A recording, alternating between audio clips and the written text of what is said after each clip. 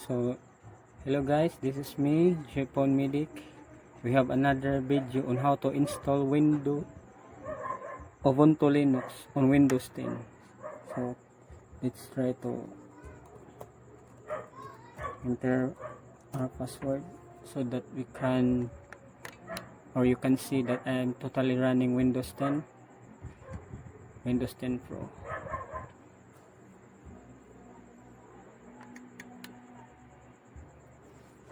So let's wait.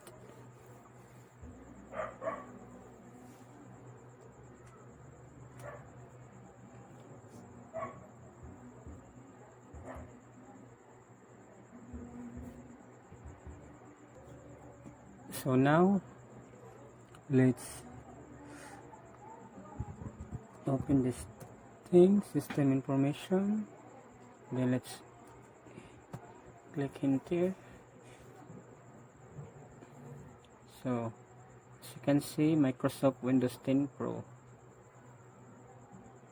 and I'm having 5 GB RAM.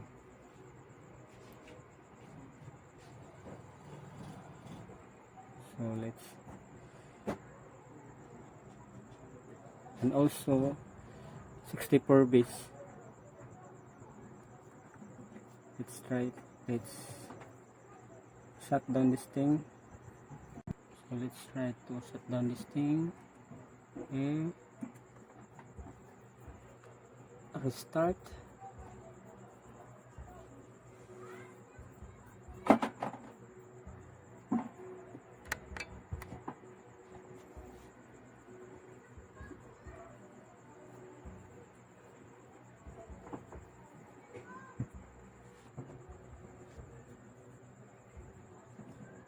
Let's hit F12.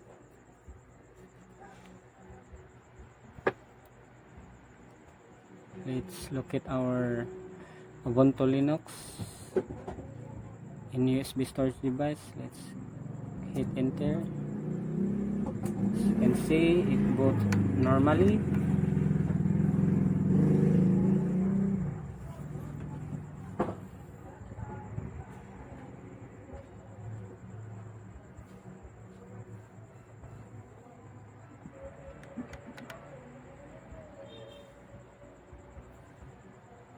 So it's checking the disk.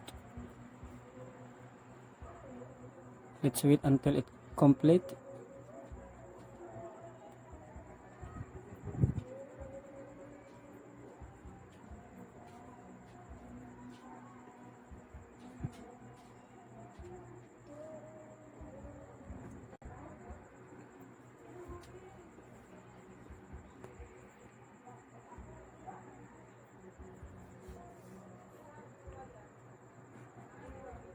Just patience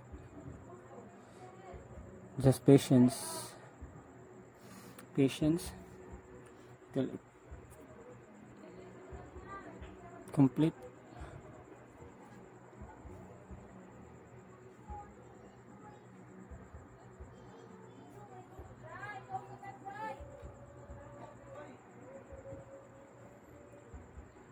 As you can see, no found error.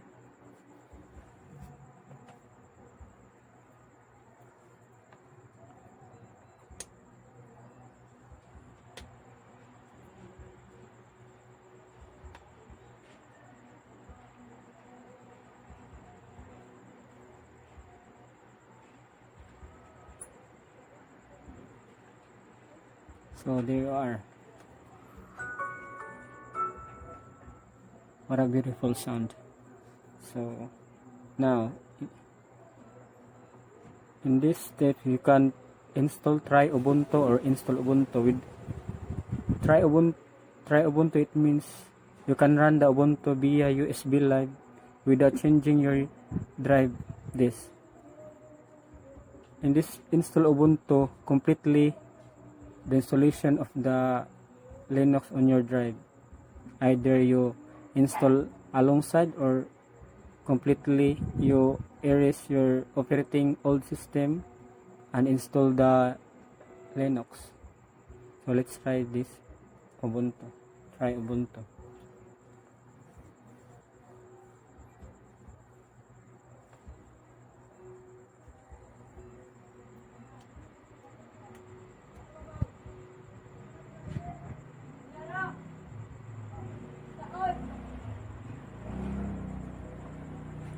far. So let's check this one. As you can see, it runs smoothly. We're having no problem. As you can see, very nice interface. So let's close this thing, and then let's install Ubuntu completely in our drive.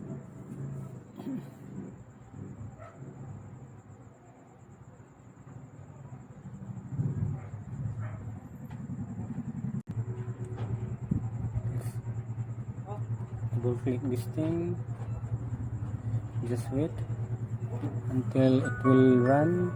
So as you can see, and let's hit continue, and then let's hit this one, English.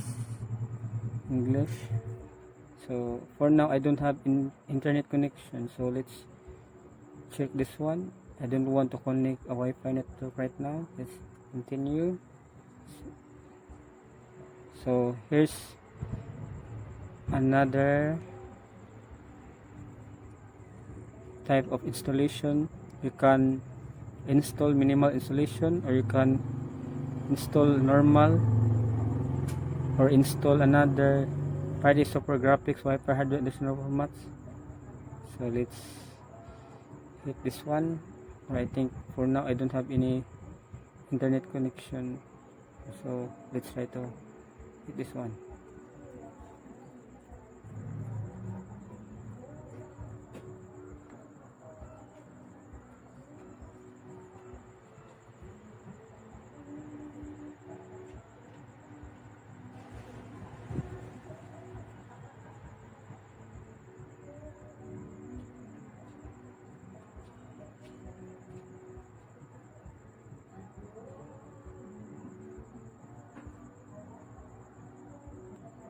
So as you can see, now you can install Ubuntu alongside of your Windows 10. It means the Windows 10 will not be affected or will not be erased. If you choose this thing, erase this and install Ubuntu completely, the Windows 10 Pro will be erased. So let's hit this thing, install now.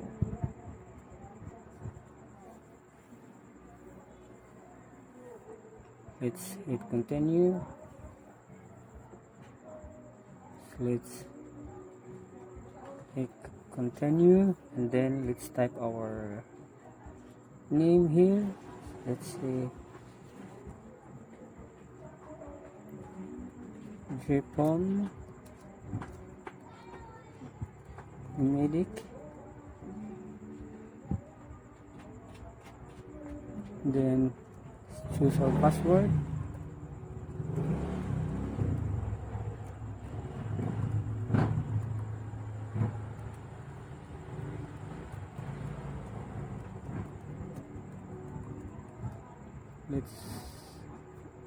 I'm sorry, my password didn't match.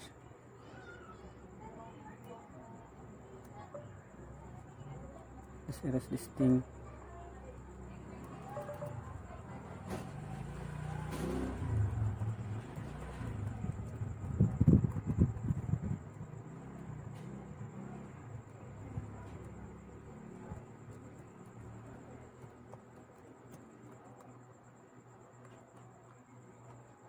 Let's hit continue, or you can choose login automatically without requiring your password.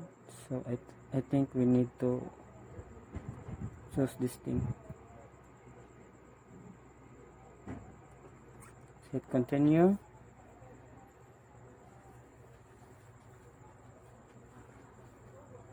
Let's wait until it will copy the files.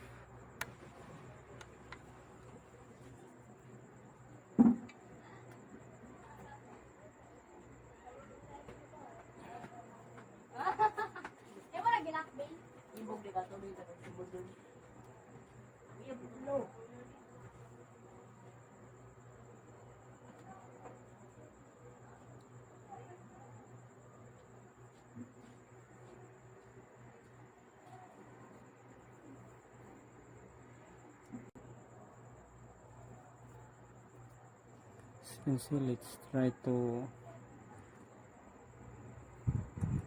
click this thing. You can see some features of Ubuntu Linux.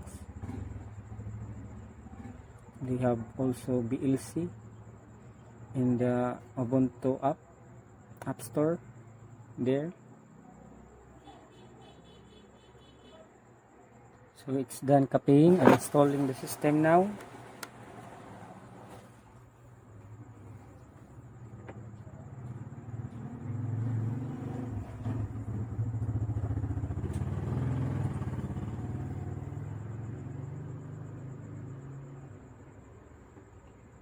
As you can see, scanning my CD-ROM.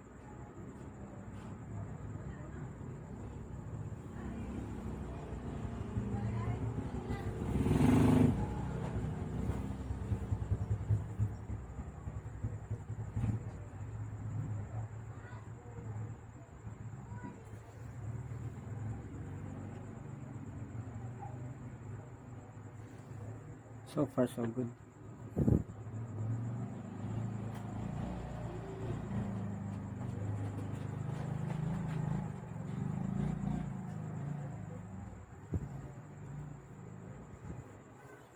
Just wait until it will done processing.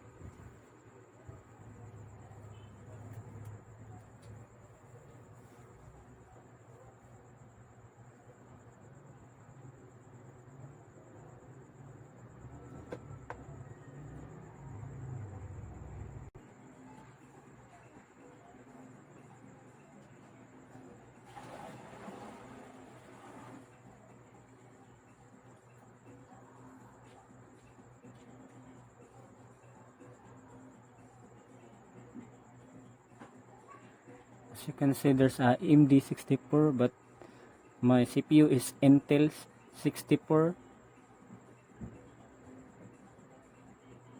Just install it and there's no problem.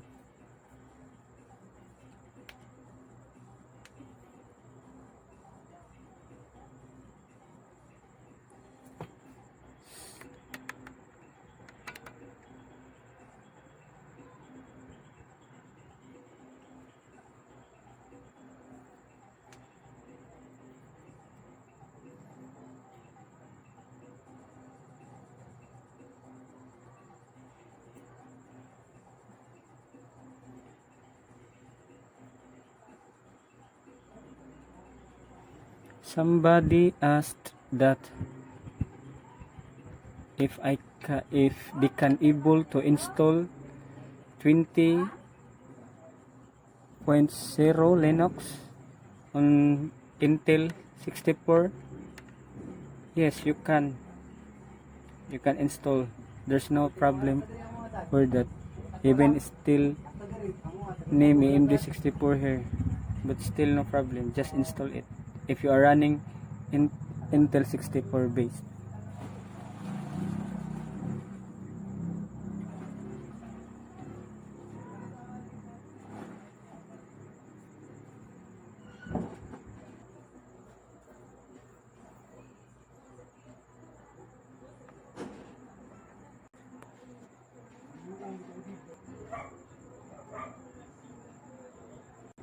As you can see, asking you to continue testing or restart now. Just click. If you want to walk through, just continue testing, but if you want to install, just click this one, restart now.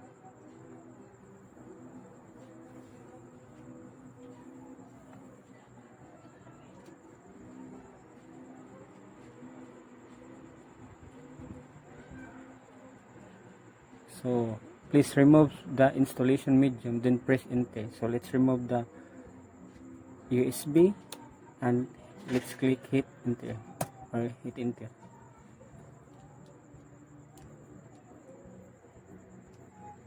So just wait.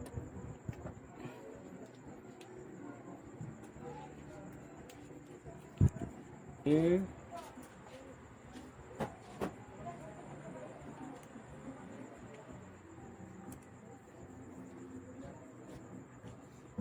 So just to see that I removed the USB.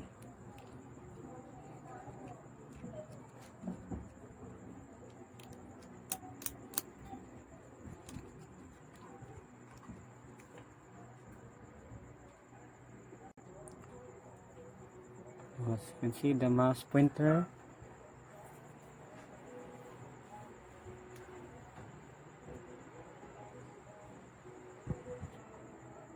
So there you are now. We are running Ubuntu 20.0 LTS. Let's check this thing, setting.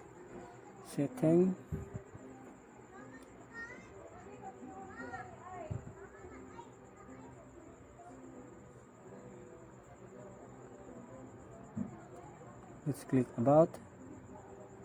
So here we are.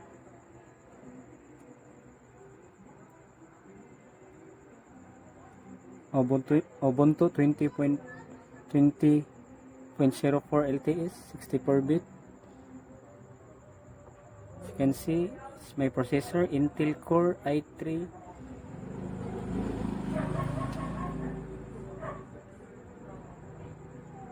So this is my disk. As you can see, 321 gig. Let's close this thing, or you can also edit this here.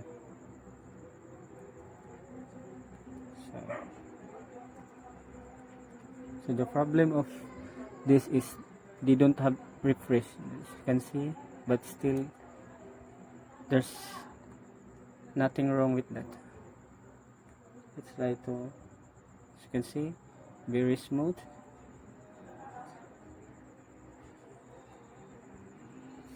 Click another thing, and then let's look for terminal. There you are. We've got terminal, and let's type apt means sudo apt update.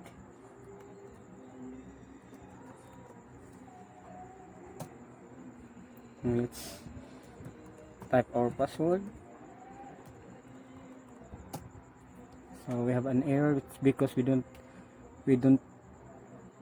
have any connection through Wi-Fi or Ethernet. Let's try to open another app. There we have lever right here. As you can see, it runs smoothly and fast and very fast. So here it's just like Microsoft Word. Also we have here LibreOffice, another Calc. Seems like Microsoft Excel. And here we have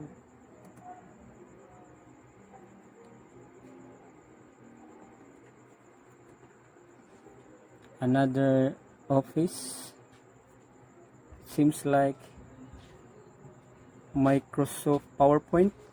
I think, yeah, it's Microsoft PowerPoint. Seems like Microsoft PowerPoint. LibreOffice Impress. So let's how to shut down this thing.